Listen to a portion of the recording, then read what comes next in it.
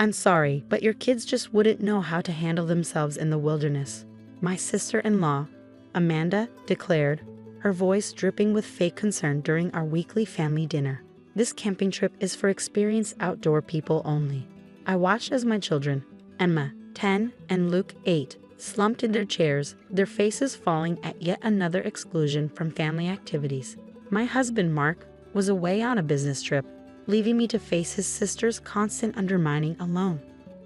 My kids have been taking wilderness survival classes for the past year, I said calmly, cutting into my chicken. They're actually quite capable outdoors. Amanda laughed, that high-pitched sound that always set my teeth on edge. Oh honey, a few classes don't make up for being city kids. We're talking about real camping here. No bathrooms, no electricity, just pure nature at Silver Pine Campground. I nearly choked on my water. Silver Pine Campground, of all the places they could have chosen. Besides, Amanda continued, we've already planned everything. It's going to be me, Jake, our kids, mom and dad, and cousin Sarah's family. The perfect outdoor adventure. Perfect, indeed. I thought about the property deed sitting in my home office safe, the one my grandfather had left me 5 years ago. Silver Pine Campground had been his pride and joy, a sprawling 200-acre wilderness retreat that he built from nothing. When he passed, he left it to me, his only grandchild who shared his passion for conservation. Nobody in the family knew. Grandpa had made sure of that, knowing how they tried to take advantage. I kept the ownership quiet, letting the management company handle the day-to-day operations while I made improvements behind the scenes. Well, if you're sure we can't join, I trailed off, watching Amanda's satisfied smile grow wider. It's really for the best, she said, patting my hand condescendingly. We wouldn't want your kids to feel out of place. Or worse, get hurt because they don't know what they're doing. Later that night, as I tucked Emma and Luke into bed, I could see the hurt in their eyes. Mom, Emma whispered, we're not really city kids, are we?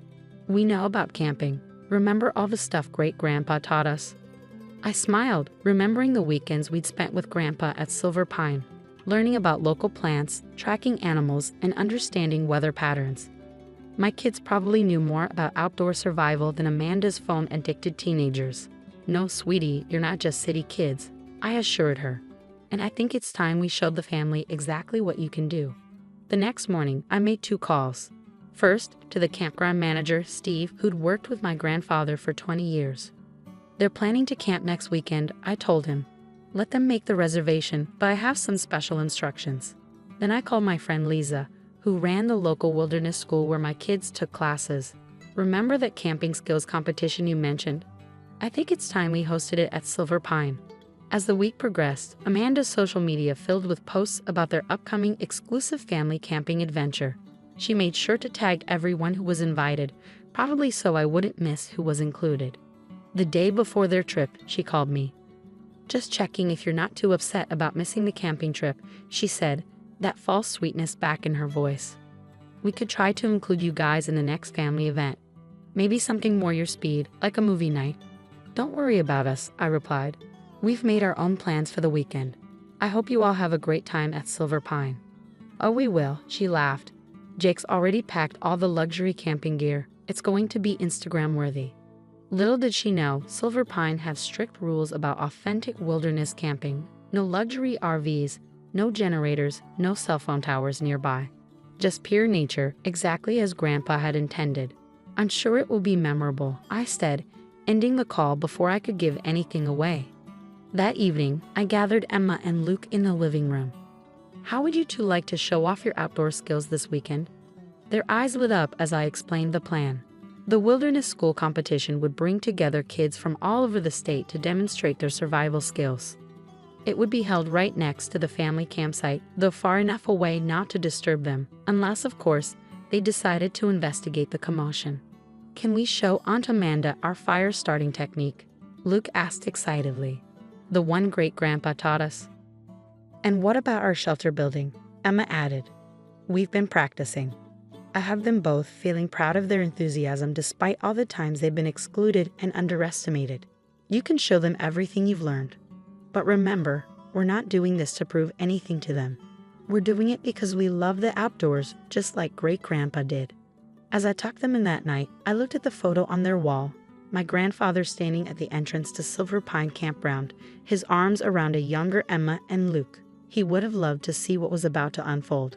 Tomorrow, Amanda would learn that her city kid cousins weren't quite what she thought. And maybe, just maybe, she'd learn something about judging people based on her own narrow assumptions. I pulled out the property deed one last time, running my fingers over my grandfather's signature. "You were right, Grandpa," I whispered. "Sometimes the best lessons are learned outdoors." The next morning dawned crisp and clear, perfect camping weather. I watched from my office window as a line of cars pulled into Silver Pine Campground, recognizing Amanda's luxury SUV leading the convoy. Steve had texted me earlier, confirming they'd arrived to check in. "Ma'am," he messaged, "your sister-in-law just threw quite a fit about the no RV policy. Said something about being promised premium spots with hookups."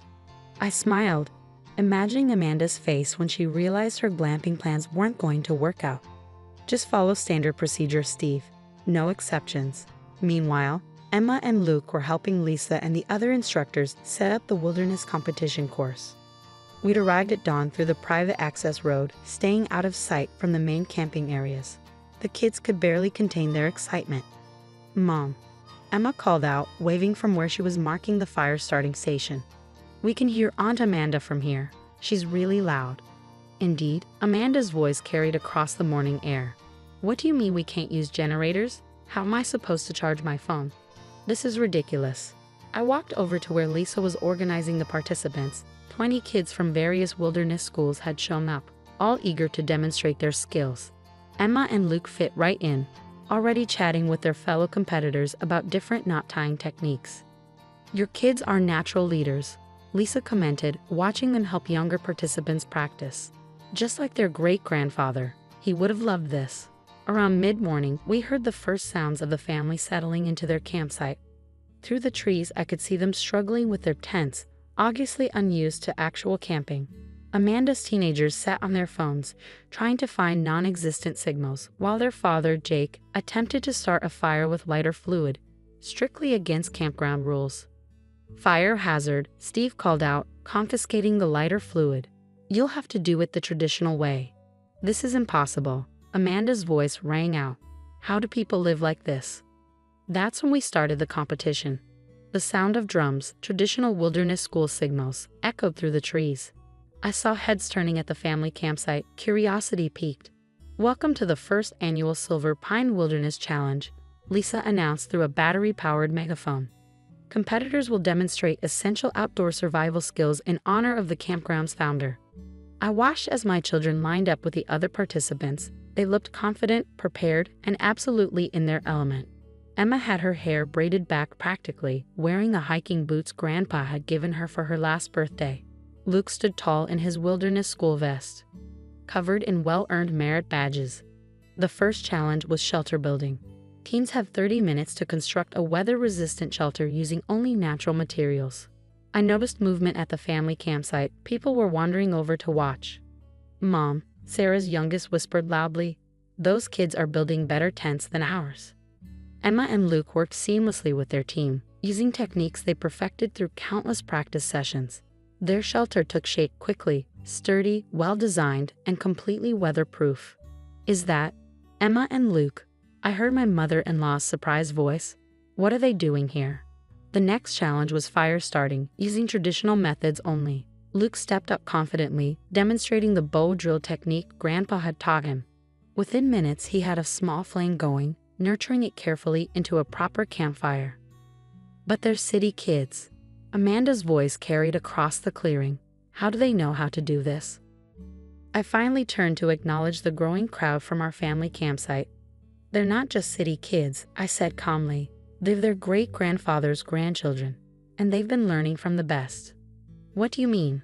Amanda demanded, her face flushed with either embarrassment or anger, possibly both. Before I could answer, Steve approached with his clipboard. "Ma'am," he said to Amanda, "I need to speak with the property owner about your multiple violations of campground rules. Do you know where I can find her?" All eyes turned to me as I raised my hand. That would be me. The silence that followed was deafening. Amanda's mouth opened and closed several times, no words coming out. My mother-in-law grabbed her husband's arm for support. The teenagers finally looked up from their phones. You own Silver Pine." Amanda finally managed to sputter. "Grandpa left it to me 5 years ago," I explained, pulling out a copy of the deed I brought along. "Just in case." He knew how much the kids and I loved it here. How much we respected the land and understood true camping. But why didn't you say anything when I was planning this trip?" Amanda's voice had lost its usual condescending tone.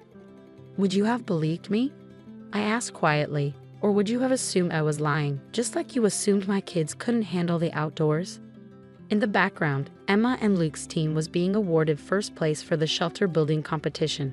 My children beamed with pride, their accomplishments speaking louder than any argument I could make. "I think," my father-in-law said slowly, "we all owe you and the kids an apology." Amanda looked like she swallowed something sour, but nodded reluctantly. "We shouldn't have excluded you," she admitted, "or made assumptions about the kids." I watched as my children accepted their awards, standing tall and confident in front of everyone. They'd proven themselves not because they needed to, but because they loved what they were doing, just like Grandpa had always taught them. "The competition continues tomorrow," I said to the family. "You're welcome to watch. And maybe," I added with a small smile, "the kids could teach you a thing or two about real camping." As the family walked back to their campsite, looking significantly humbled, I heard Luke call out, "Hey, Aunt Amanda. Want us to show you how to start a fire without lighter fluid?" Sometimes, the best revenge isn't about getting even. It's about rising above and showing your true worth. Grandpa had known that all along. The rest of the weekend unfolded in ways I never expected. By Saturday evening, our formerly divided family had transformed into something entirely different. Emma and Luke, initially excluded for being city kids, were now the campsite celebrities. "Like this, Aunt Amanda," Emma demonstrated patiently, showing her aunt how to identify edible berries during the foraging competition. "Great-grandpa taught us that these darker ones are sweeter." Amanda, her designer camping outfit now legitimately dirty, actually listened. The condescension had faded from her voice, replaced by genuine interest. "Your grandfather really taught you all this?" "Mom made sure we kept learning after he passed away," Emma explained, carefully placing berries in her competition basket. "We come here almost every weekend to practice." Meanwhile, Luke had drawn a crowd of his cousins, demonstrating how to read weather patterns from cloud formations. Even Amanda's teenagers had put down their phones, fascinated by their younger cousin's knowledge. "That's why we never needed weather apps out here," Luke explained proudly. "Nature tells you everything you need to know if you pay attention." I watched from a distance, letting my children have their moment. Steve appeared beside me, clipboard in hand. "Just like your grandfather," he said quietly. He'd be proud, seeing them teach others, not just show off their skills. He was right. This weekend had become about more than just proving Amanda wrong. It was about honoring Grandpa's legacy, his belief that nature could bring people together and teach them what really mattered. That evening, as both families gathered around a properly built campfire, thanks to Luke's instruction, the atmosphere had shifted completely. The barriers of city kids versus outdoor people had dissolved. "I think we've learned something important this weekend," my father-in-law said, looking around the circle. "And not just about camping." Amanda, who had been unusually quiet, finally spoke up. "I owe all of you an apology," she admitted, looking at my children and then at me. "I've been difficult, not just about this camping trip, but about a lot of things." My kids, showing wisdom beyond their years, simply nodded. They'd already moved past the hurt, focused instead on sharing their knowledge and passion for the outdoors. "Maybe," Amanda continued, "we could make this a regular thing. With all of us, the kids could teach us more, and we could actually learn to do this properly." I thought about Grandpa, about how he'd always said Silver Pine was meant to bring families together. "I think that could be arranged," I replied with a smile. As the stars came out, we sat around the campfire, telling stories about Grandpa. I shared memories of him teaching me about the land, and for the first time, the family listened without judgment or interruption. "That's why he left you the campground," my mother-in-law realized. "You understood what it meant to him." The next morning, as the families packed up to leave, there was none of the usual rush to escape back to civilization. Instead, people took their time, appreciating the morning birdsong and crisp air. Amanda approached me as I supervised the competition's cleanup. "Thank you," she said simply. "Not just for this weekend, but for showing me what I've been missing by being so judgmental." I nodded, accepting her words for what they were, a beginning. Mark called that evening after everyone had left. Amanda called me, he said, sounding amazed. She actually apologized. What exactly happened out there? I looked at Emma and Luke, curled up on the couch, reading their wilderness guides, already planning for the next competition. Let's just say your sister finally learned to see beyond her own assumptions. And the campground, he asked. Why didn't you ever tell me? Some things, I replied, thinking of Grandpa's wisdom, need to be shown, not told. As I hung up, I walked to my office and looked at the property deed again. But this time, I didn't see it as proof of ownership or a tool for revenge. Instead, I saw it as Grandpa had intended, a means of bringing family together, teaching important lessons, and preserving something precious for future generations. Emma and Luke had already started planning activities for the next family camping weekend. Their cousins had been texting them nonstop, eager to learn more wilderness skills. Even Amanda had signed up for some basic outdoor training courses. Sometimes the best victories aren't about proving others wrong but helping them see what's right. Grandpa had known that all along, and now, thanks to a weekend of real camping, so did everyone else. The wilderness competition became a monthly event at Silver Pine, with our family among its most enthusiastic participants. And every time I saw Amanda struggling to start a fire the proper way or helping her teenagers identify edible plants, I smiled, knowing that some of life's best lessons really do happen outdoors.